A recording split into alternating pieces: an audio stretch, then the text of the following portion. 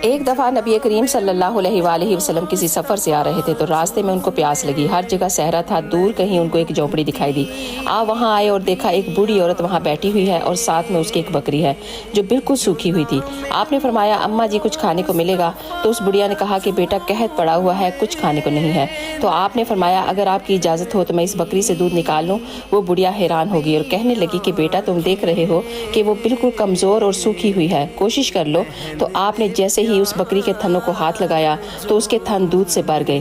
آپ نے پوری بالٹی دودھ نکالا، خود بھی پیا اور اپنے ساتھیوں کو بھی پلایا، اور ایک بالٹی نکالی اور اس بڑھیا کو دے کر چلے گئے اور اس کا شکریہ ادا کیا۔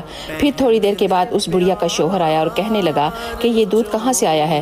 تو وہ کہنے لگی ایک بہت ہی خوبصورت نوجوان تھا، میں اس کی اپنے الفاظ میں تعریف کیا بیان کروں۔ وہ آیا، جیسے ہی اس نے بکری کے تھنوں کو ہاتھ لگایا بکری نے دودھ دینا شروع کر دیا۔ سبحان اللہ۔ اگر ویڈیو اچھی لگی ہے تو پلیز ایک دفعہ ضرور شیئر کیجیے۔